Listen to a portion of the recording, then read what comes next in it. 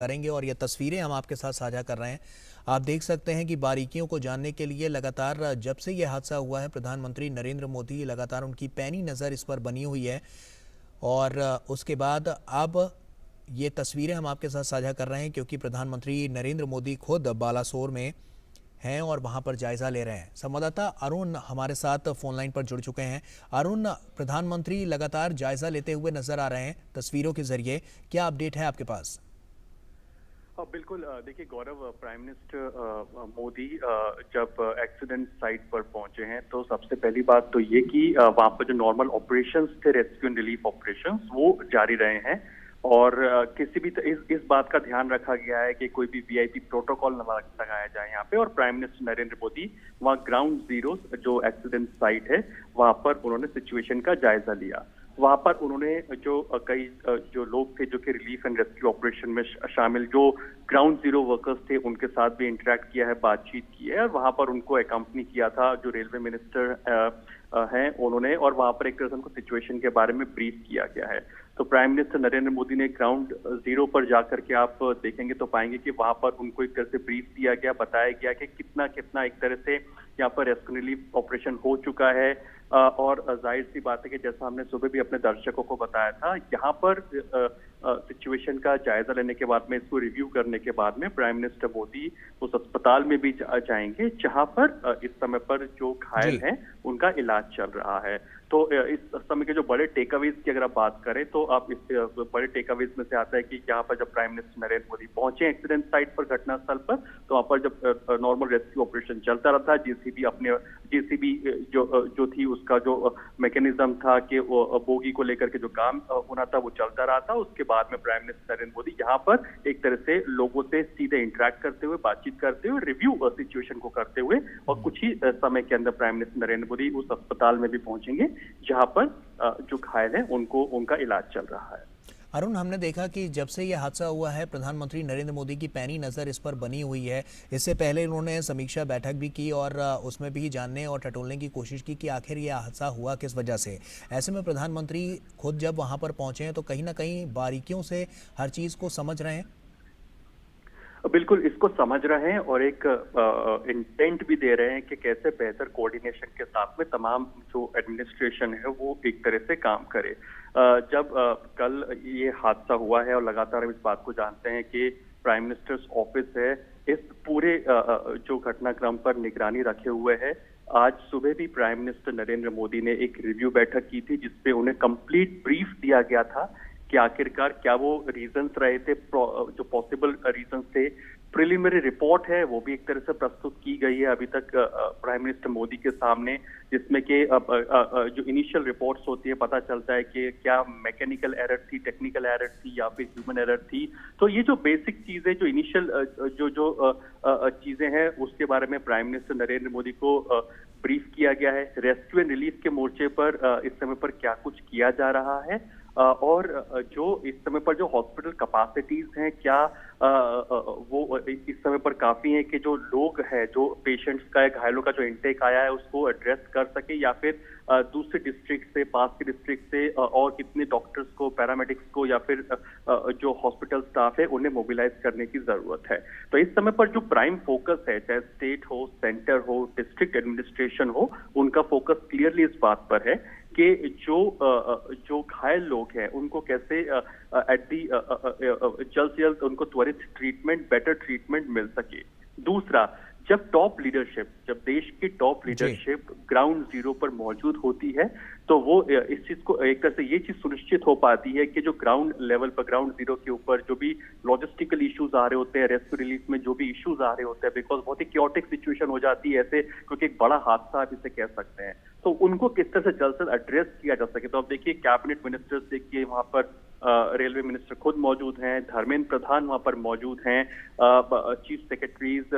District administration से जुड़ा staff वहां पर मौजूद है। तो एक तरह से जो भी लॉजिस्टिकल इशू है इस तरह के रेस्क्यू रिलीफ ऑपरेशंस के अंदर, उसको कैसे जल्द से जल्द बेहतर किया जा सके जिससे कि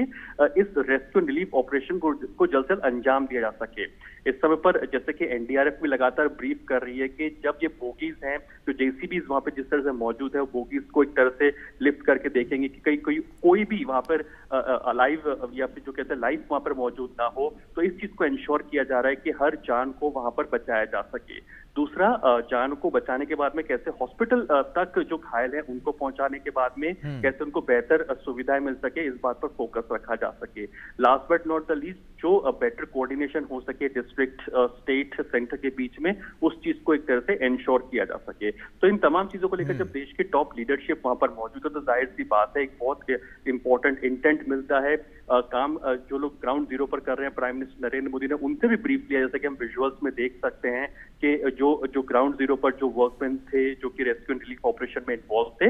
उनसे भी प्राइम मिनिस्टर मोदी ने बातचीत की है। तो इस बात को दर्शाता है कि प्राइम मिनिस्टर बिना किसी प्रोटोकॉल के एक तरह से सीधे तौर पर ग्राउंड जीरो पर जो लोग काम कर रहे हैं उनसे बातचीत करते हुए, समझते हुए कि क्या सिचुएशन इस समय पर है, कितना समय और लग जाएगा इस रेस्क्यू ऑपरेशन के अंदर, और जो घायल लोग हैं कैसे उनको जल्द से जल्द बेहतर स्वास्थ्य सुविधाएं मिल सके और हॉस्पिटल कैपेसिटीज को कैसे एनहांस किया जा सके इंफ्रास्ट्रक्चर वाइज, या जो इमीडिएट हेल्थ इंफ्रा होता है उसे कैसे दुरुस्त किया जा सके। और जैसे कि हम जानते हैं कि एम्स से जो डॉक्टर्स की टीम है उनको भी वहां पर रश किया गया है ताकि उनकी एक्सपर्टीज वहां पर काम आ सके। तो एक तरह से बहुत कोऑर्डिनेटेड एफर्ट यहाँ पर देखने को मिल रहा है। बिल्कुल, बालासोर पर देश ही नहीं बल्कि दुनिया की निगाहें हैं साफ तौर पर, क्योंकि हमने तमाम ट्वीट्स देखे जो कि बड़े बड़े गणमान्य लोगों ने दुनिया के अलग अलग कोनों से किए हैं और अपनी संवेदनाएं व्यक्त की हैं इस दुर्घटना पर। तो ऐसे में प्रधानमंत्री नरेंद्र मोदी का यहाँ पर पहुँचना और कहीं ना कहीं उन तकनीकी खामियों को वो जानने की भी कोशिश यहाँ पर कर रहे होंगे कि किस वजह से ये इतना बड़ा हादसा हुआ है।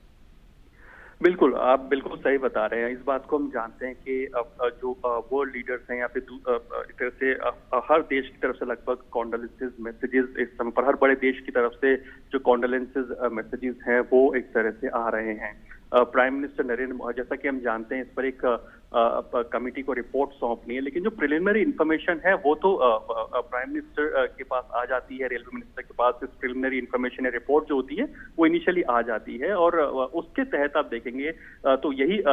इम्पोर्टेंट है जानना कि आखिरकार ये मैकेनिकल या टेक्निकल एरर रही थी या फिर इसमें ह्यूमन एरर इन्वॉल्व था। और क्योंकि एक बहुत बड़ा कोलिजन आप इसे कह सकते हैं, बहुत ही ट्रैजिक इंसिडेंट था। क्या हुआ ऐसा जिसकी वजह से ये ट्रैजिक इंसिडेंट हुआ? और प्राइम मिनिस्टर नरेंद्र मोदी आप देखेंगे कि ग्राउंड जीरो पर जहां पर इस समय पर रेस्क्यू ऑपरेशंस चल रहे हैं, इवैक्यूएशन की प्रक्रिया चल रही है, वहां पर बकायदा मैप के माध्यम से समझने की कोशिश कर रहे हैं, उन्हें ब्रीफ दिया जा रहा है बकायदा कि आखिरकार इस समय पर क्या कुछ सिचुएशन है। और इस समय पर सबसे इंपॉर्टेंट ये हो जाता है कि जो सबसे बड़ी प्रायोरिटी है वो ये है कि कैसे जो लोग घायल हैं उनको इमीडिएटली जो हेल्थ केयर रिस्पॉन्स है, हेल्थ केयर फैसिलिटी है, वहां तक मुहैया उनको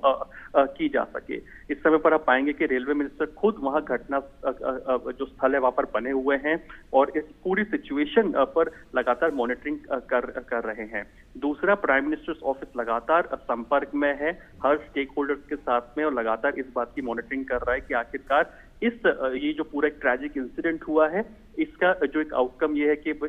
जो लोग हैं जो घायल हुए हैं उनको कैसे जल्द से जल्द अस्पताल तक पहुंचाया जा सके और उनको एड्रेस किया जा सके हेल्थ केयर के मोर्चे के ऊपर। तो हम देख रहे हैं कि प्राइम मिनिस्टर नरेंद्र मोदी खुद वहां पर मौजूद हैं। एक बड़ी ट्रैजिक सिचुएशन आप इसे कह सकते हैं जब ट्रेन का कोलिजन हुआ है, लेकिन हाँ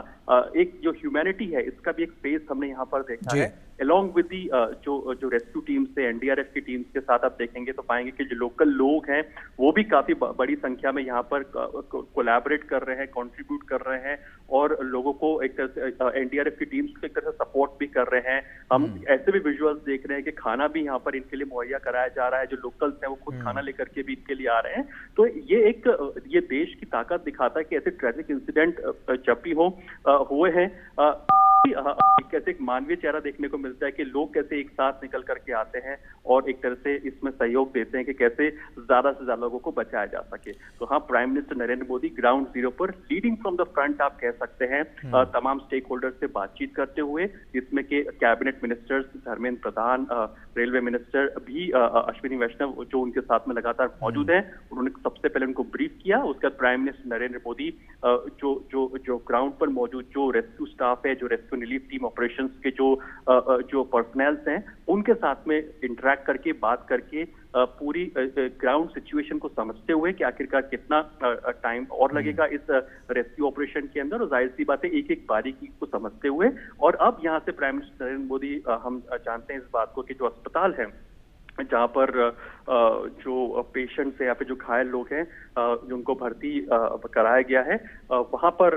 भी बहुत लाइकली है कि पहुंचेंगे। और हम इस बात को जानते हैं कि प्राइम मिनिस्टर नरेंद्र मोदी लगातार जब से ये ट्रैजिक इंसिडेंट हुआ है इस घटनाक्रम पर नजर बनाए हुए। सुबह उन्होंने एक बहुत ही महत्वपूर्ण बैठक इस चीज को लेकर के की थी कि आखिरकार जिसमें top government officials end of course home minister भी मौजूद रहे थे। तो इसलिए इस समय पर prime minister Narendra Modi ground zero पर हैं इस घटना का पूरा एक तरह से जायजा लेते हुए।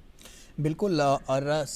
यहाँ पर जिस तरह से प्रशासन ने भी अपनी जो पहल दिखाई है, बहुत ही क्विक रिस्पांस यहाँ से देखने को मिला है। लोगों को जल्दी से वहाँ से निकाला गया और उसके बाद उन्हें अस्पताल में भेजने के लिए हेलीकॉप्टर्स की भी मदद ली गई। और एक हम कह सकते हैं कि बहुत ही उच्च स्तर पर जाकर ये पूरा रेस्क्यू ऑपरेशन चलाया गया। और कहीं ना कहीं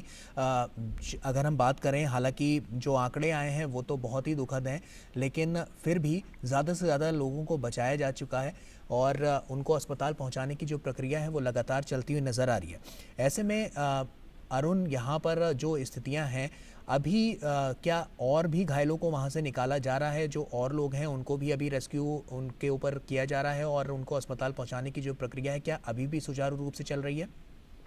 देखिए, इसमें जो एनडीआरएफ की जो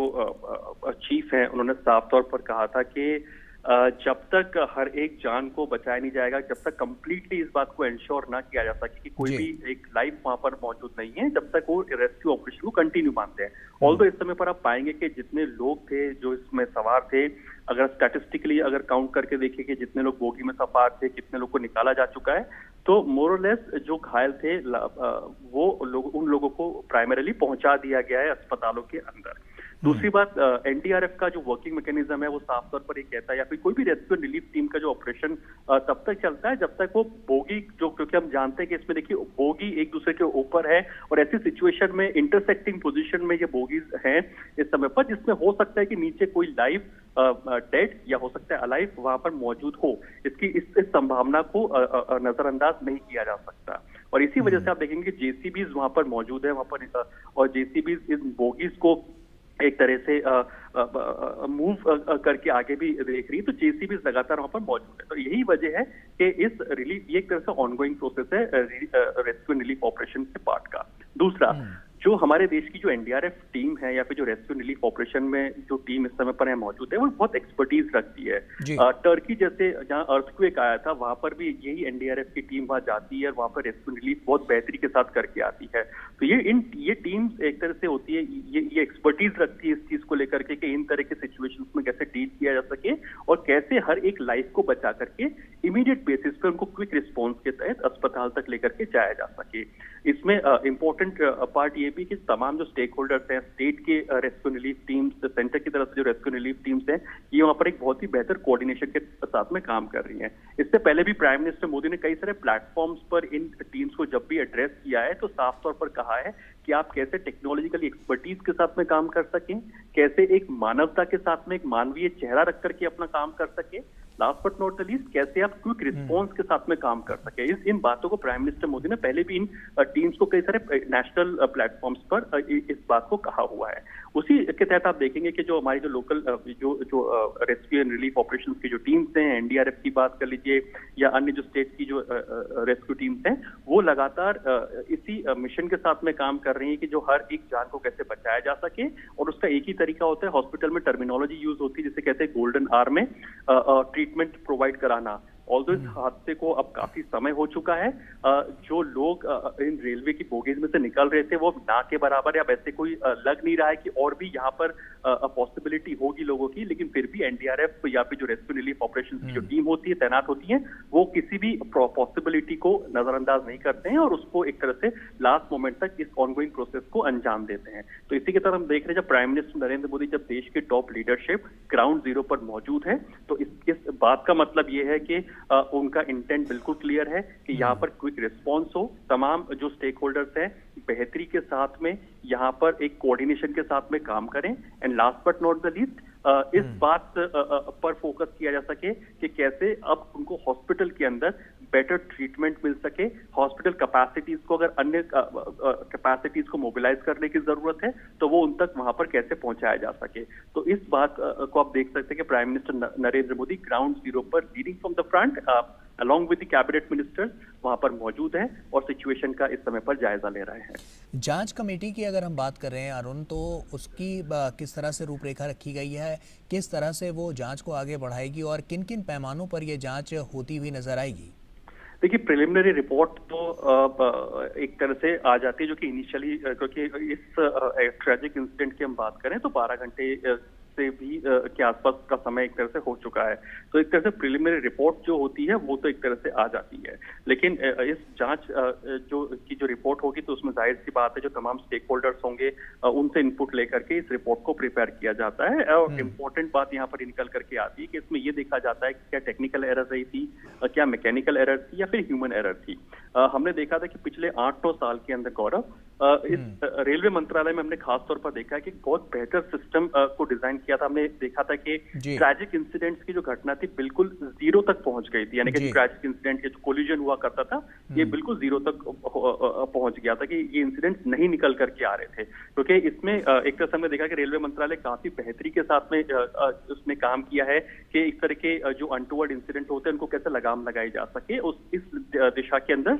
कई बेहतर इंफ्रास्ट्रक्चर को खड़ा किया है पिछले 7-8-9 साल के अंदर। और उसके बाद में देखा कि आज का जो इंसिडेंट है वो बहुत ही अनटूवर्ड है, बहुत ही ट्रैजिक जिसे कहा जा सकता है। तो ये क्यों हुआ? क्या मैकेनिकल या टेक्निकल एरर रही थी या ह्यूमन एरर इसमें रही थी, या किस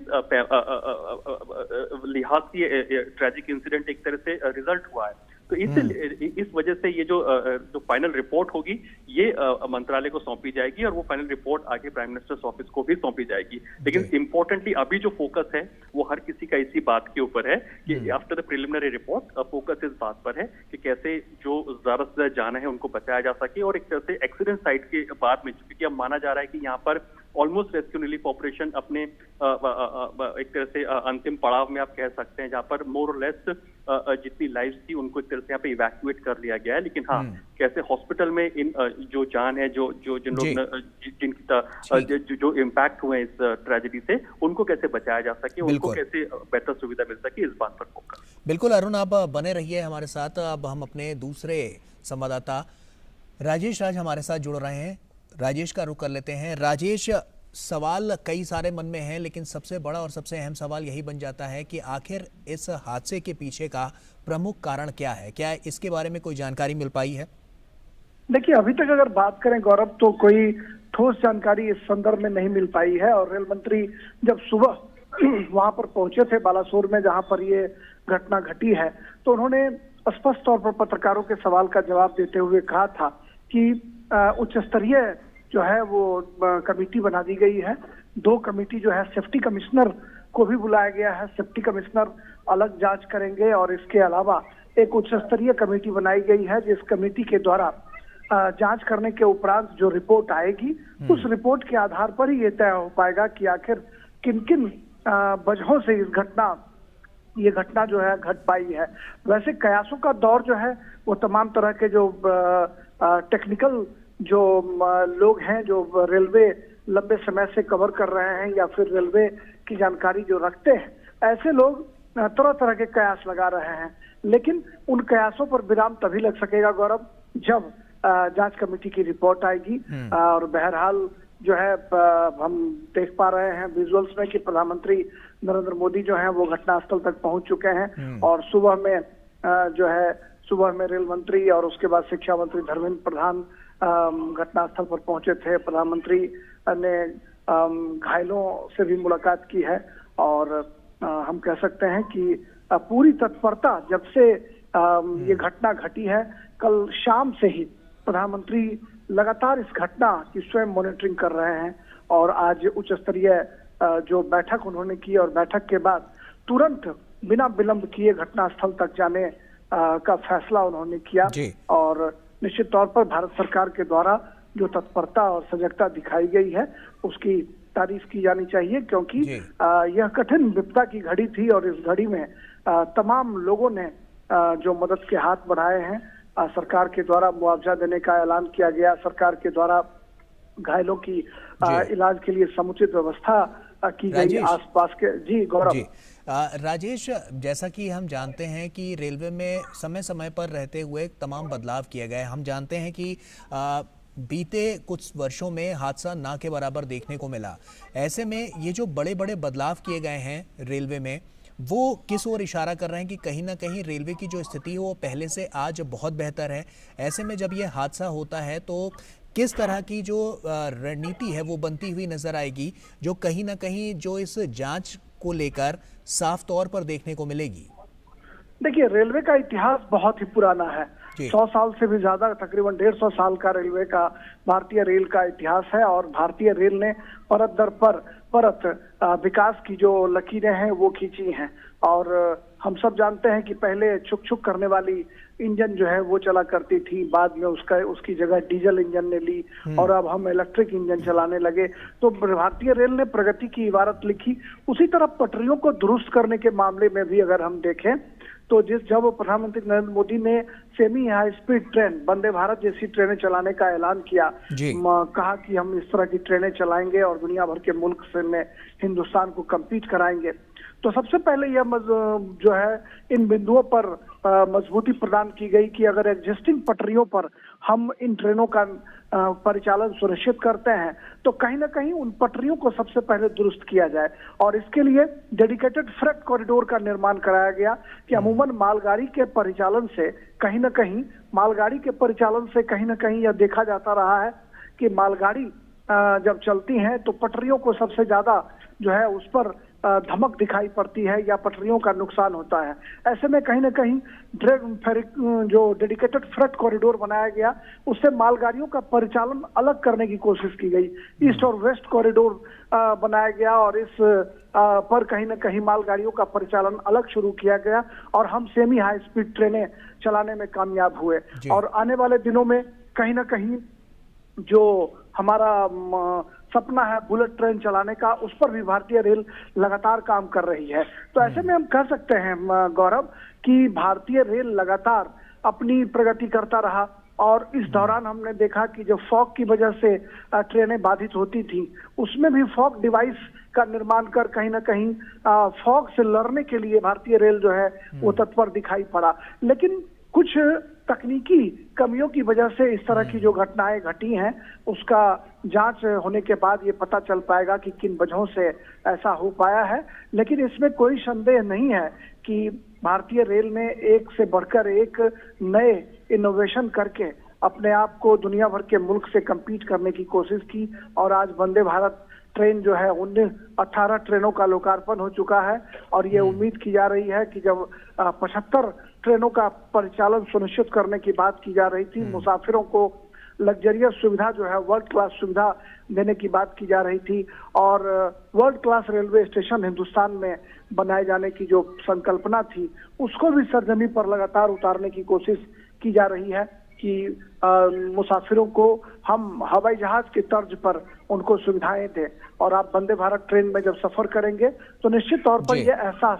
सुखद एहसास मुसाफिरों को होगा। लेकिन भारतीय रेल की तमाम कोशिशों के बावजूद कई तरह की समस्याएं जो है सामने आती रही हैं। उन समस्याओं से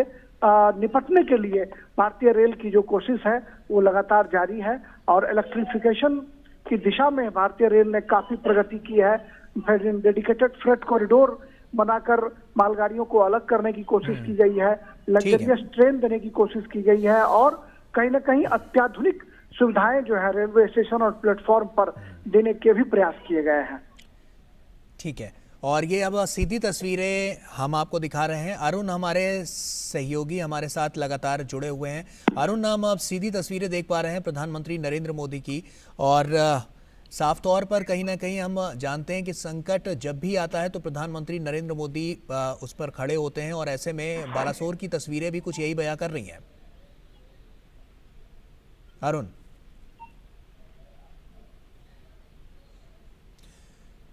तो आपको ये तस्वीरें हम लगातार दिखा रहे हैं कि संकट की इस घड़ी में प्रधानमंत्री नरेंद्र मोदी यहाँ पर एक बार फिर से खड़े होते हुए नज़र आ रहे हैं और साफ तौर पर जो दिक्कतें हैं, जो ये